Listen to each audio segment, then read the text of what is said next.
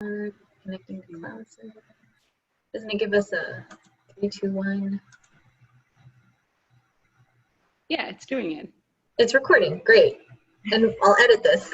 My daughters have a YouTube, so I'm going to ask them to edit this. Awesome. Well, welcome everyone. My name is Mary Concepcion. I'm a lactation peer counselor at Open Arms. And I'm Faisa Farole, and I'm a licensed midwife and certified lactation consultant. Yeah, so we are here on our Lactation Lounge Wednesday. We're going to talk to you today about a couple of things. So Latch, and we're going to go into the fancy term is Galactagogues, but it's really just foods that help increase your milk supply. I didn't know that today. Awesome. Yeah. So let's start with Latch first. Yes. And just talk about, because a lot of times most of breastfeeding issues has to pretty much do with not having proper latch, right? Yes. Yeah, especially, mom's breasts are engorged, or baby is not, transferring, like enough milk is not being transferred to the baby, things like that. A lot of times it has to do with the latch. And so that's something that when we, work with moms, one of the assessments we do is make sure that the latch is fine. And as you know, Mary, with bad latch, there's, comes cracked nipples, painful breastfeeding, and all that stuff. Sometimes it even discourages moms to continue breastfeeding. So we thought we should just touch up on that. And Mary has a demo breastfeeding baby and an actual model breast. So we're going to go ahead and do that. Yeah. And then we'll have it too. Yeah. And then after that, we also have a video about 1 minute and 50 seconds long, just to bring it home to show you exactly, with an actual baby and all that stuff. So yeah, take it away, Mary. Yeah. And the video is great because you can see what is happening on the inside with the baby, and, a vantage point that we don't get to see. But yeah, latch is super important. It's I don't know if you mentioned this, is like, I feel like it's sort of make or break, or it definitely tests your will and your determination to, stick with your goals if your goal is feeding your baby with breast milk. And we were chatting about myths earlier relating to Galactagogues, but like a huge myth in breastfeeding, I feel, and it's like perpetrated by the media, and then it just, it's just kind of become part of the group think with breastfeeding, is that it's supposed to hurt, but it's not it's not supposed to hurt. And the latch is what makes that's what causes that. And yeah, breastfeeding is supposed to be this beautiful way to feed your baby and bond with your baby, so it shouldn't hurt. And there was one more thing and I lost my train of thought, but with the latch and it definitely should not hurt, like you said, and if it's hurting, like if it's hurting when baby is sort of like on the nipple, right? That's where the pain is. And, there's the fact that baby's not getting enough milk as well. You know what I mean? Yeah. Baby might be fuzzy, baby might not be, feel like satisfied after feeding. And of course, mom is just putting up with this crazy pain throughout the whole feeding. It should not be like that. Just, undo it, get the nipple out of the baby's mouth, and then retry again. Because and with a demo Mary is going to show in the video, we hope that it's going to bring home exactly what the hallmark of latch should look like. And Mary's going to go ahead and do that with my baby. I need to name her or him. Maybe it's named Baby. I don't know its name yet. But so you want to make sure that you can trigger the reflex of the baby opening their mouth wider by kind of getting the nipple like underneath the nose and kind of tickling it, and that'll get the baby's reflexes, and they'll open their mouth a little wider, and then you can go like, it's like the hamburger method or the sandwich method. Then you can bring the it's permitted to do this. So, but you want to support the baby's neck and head with your hand, and then sort of like the baby's, your breast is a sandwich and your baby is so you want to get it up and over. So the baby's bottom lip and the baby's tongue are underneath the breast, like under the areola, the darker area of the breast, not just the nipple. So, and baby's supposed to like literally come onto it, right? Yes. And babies actually do, they'll move, just tickle their top lip, and then literally move their head backwards, and then they just sort of do this gapping motion, and baby will sort of grab. And the nipple is actually on top of baby's root, like the heart palates. Baby's the nipple is on the baby's heart palate, so it's sort of like pointing out like that instead of straight like this. So it's sort of asymmetric. The latch is like the baby is covering most of the areola or the dark area. So that is what it is. And then you could see this like, just pulling the baby, like there's no pain. There shouldn't be any pain. There should be just suckling, and then swallowing. And so that is pretty much how a good latch looks like. And then should we show the video too, just to kind of bring it all home? Yes, bring it all together. And the lower lip of the baby should be kind of out. Yeah, that's right. So I think you're gonna have to give me the oh yes, the reins. Yes. Yeah. And then we'll show it. Awesome. Okay, it's all yours. Okay. So this.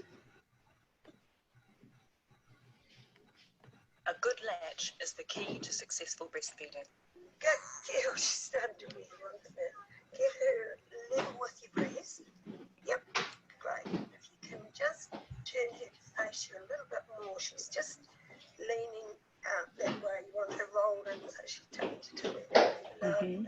Bring her in close, but let her head tilt back so her chin touches the breast and her nose lines up with your nipple.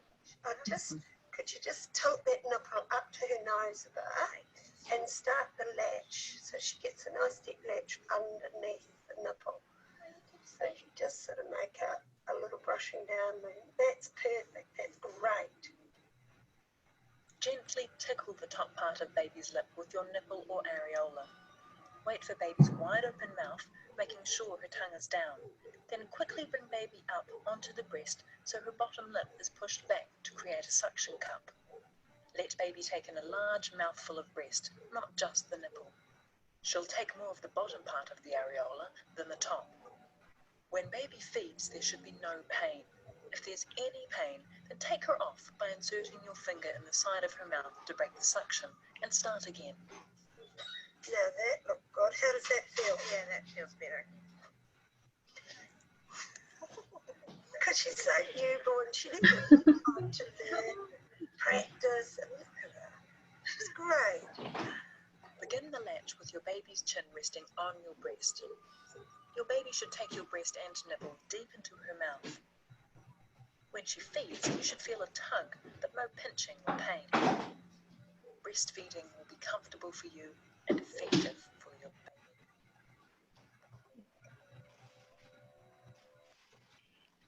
So that's a great video because it really gives you, it shows you how it happens on the inside and what you should be looking for or, doing. Okay. Yeah, it is a really, I think sometimes like for a lot of people who are visual learners, it's really awesome to sort of visualize, and that's especially the cartoon, like portion of it, sort of showing what's happening inside the mouth. is actually, it resonates a lot with the parents. So, you know, yeah, I just kind of picture that, like what's happening in baby's mouth, you know. Yeah. And So, then kind of bringing it back to, okay, so this is how it's supposed to feel. This is feeling right, maybe when my nipple is in their mouth. Yeah. that's right. Yeah. Yeah. And just, you know, like a point to take home today is breastfeeding should not hurt. If it's painful, you need to and don't, you know, once, twice, don't feel like, oh, it's okay, it's going to get better. Cause I'm a first time mom, you know, my breasts are not used to, you know, baby suckling, things like that. No, if it's hurting, you know, make sure you put that finger in, get your nipple out, retry again, you know, and at any time, if you're having any, if you're needing any assistance, you know, definitely feel free to come to this class with Mary and I. And then also, once you do come here, we can actually do a home visit once you have the baby to sort of come and assess you. And then, of course, yeah, in the hospital, you know, or at the birth center, whatever, make sure that you elicit some assistance early on, you know, so just to sort of make sure that breastfeeding gets off to a right start for you. Yeah, the earlier the better. Yeah. So you do get off on the right foot. And you know, if it does hurt, it's gonna hurt, especially if it's your first time, because it's your first time, your first baby, you're learning. Just breathe, give yourself some grace, and like, you got this. You know, and then keep trying. Yeah, don't get discouraged. There's that pulling and tugging, but there should not be any pain, regardless if you're first time or like fifth time. You know what I mean? Like, yeah. So that's something important to just sort of keep in mind.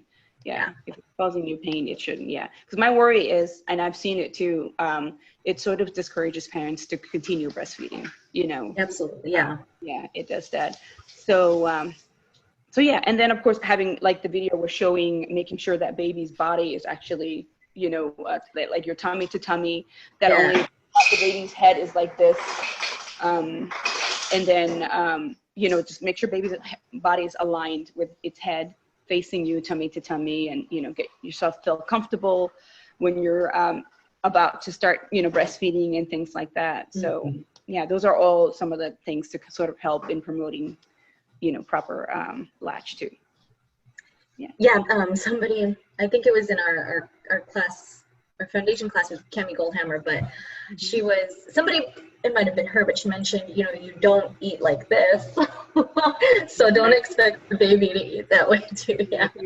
That's right. Like we eat head on, and we're facing our food. So the same should be for baby. It's hard to swallow like this. Yeah. And then breast milk is magic. So if you do have sore nipples or you know, just let me just not touch my breast. But, you know, you just or you know, if it's already coming out, and then just rub it around your areola and your nipples, and it will heal it. Yeah, So, yeah, definitely.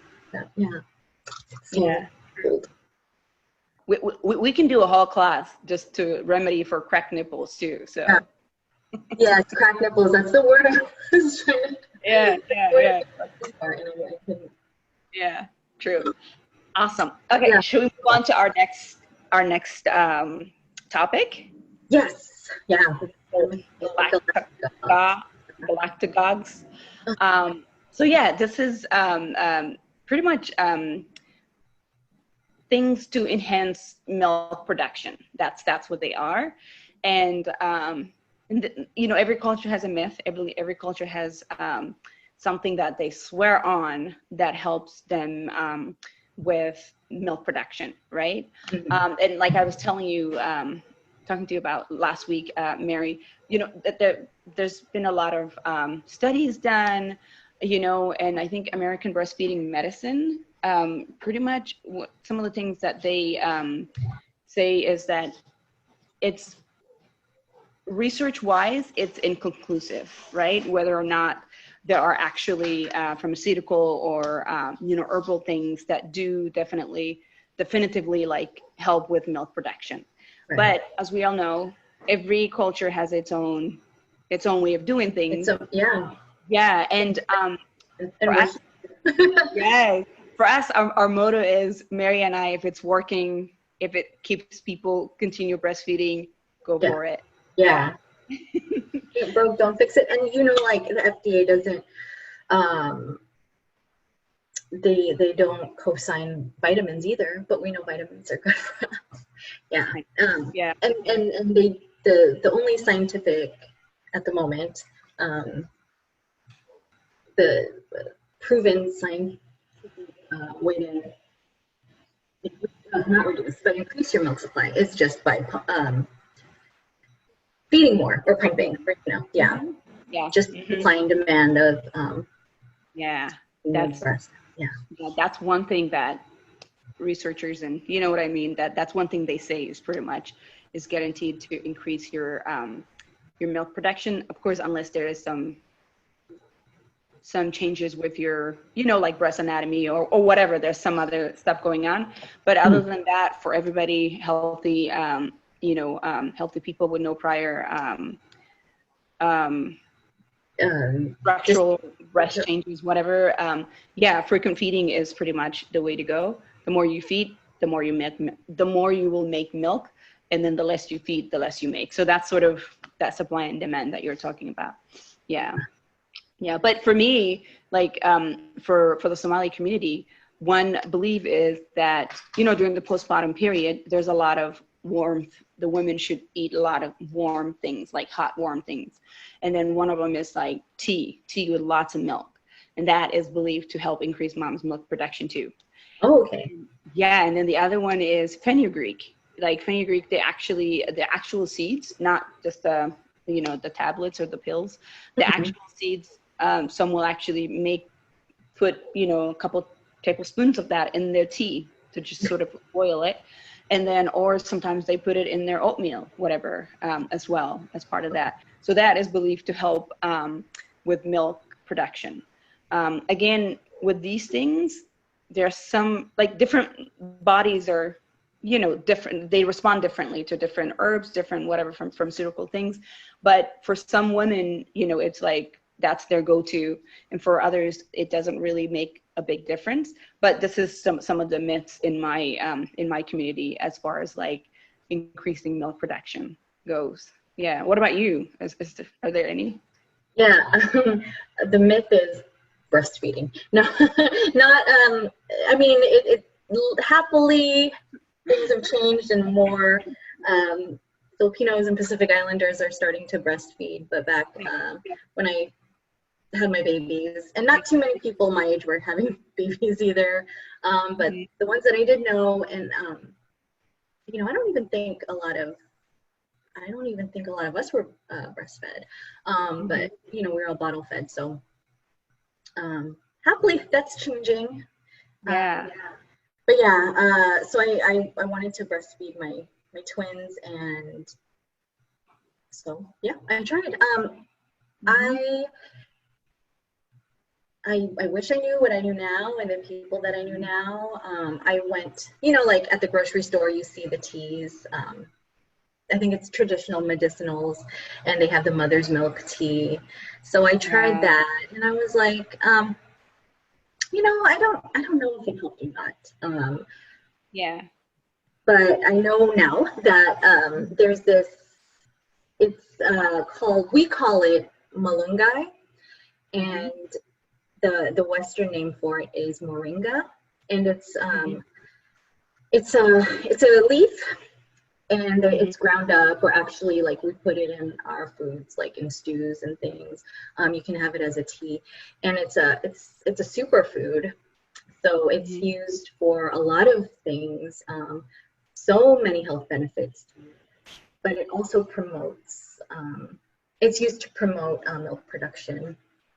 So I'm seeing it in powder form too.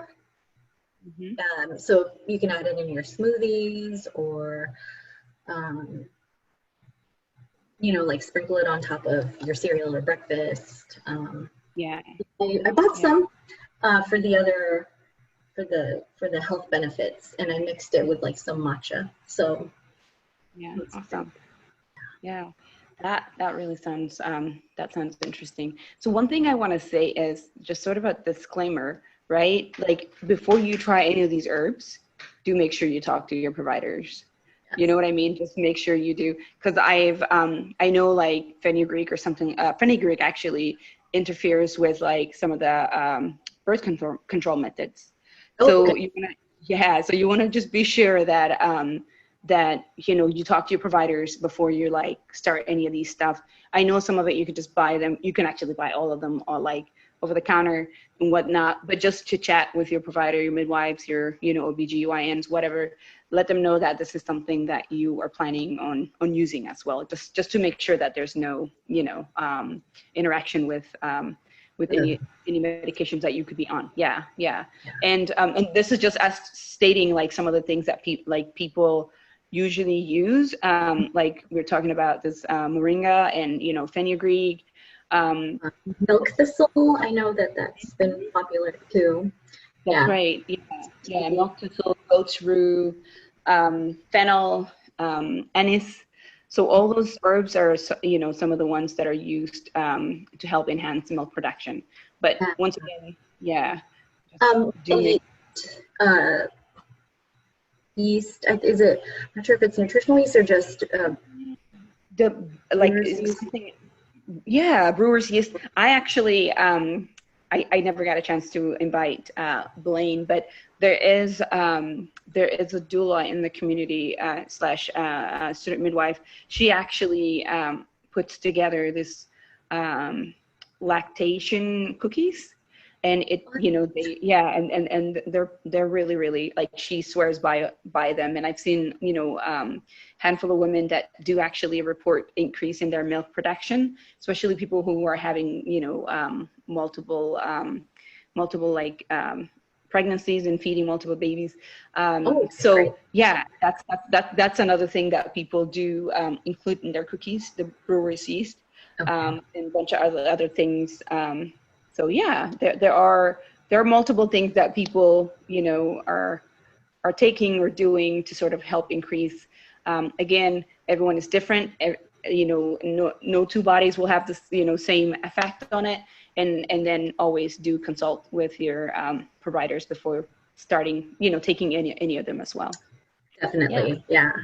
And I'm interested to know if you're watching, in the comments, let us know what you've tried or what you've heard. Love to, you know, get all the resources. True. Yeah. We love science, but we also, there have been things that have been working for people for centuries, you know, so we would love to hear from you all too. Yeah. Awesome. Yeah. So I think that concludes our today's topic. Yeah. And then we'll see you all next week. Do join us during our class, and then and look forward to our next video. Yes. Yeah. And we're looking forward to seeing you in our lactation lounges. Yeah. All right. I think you have to. Oh, is it I? Yeah. Okay. Do you want to switch it over to me so that it'll save on my? Yeah. Okay. So where is? Oh, here we go. I got it. Perfect. Yeah. Or it's saving on the cloud, so we're all good, I think.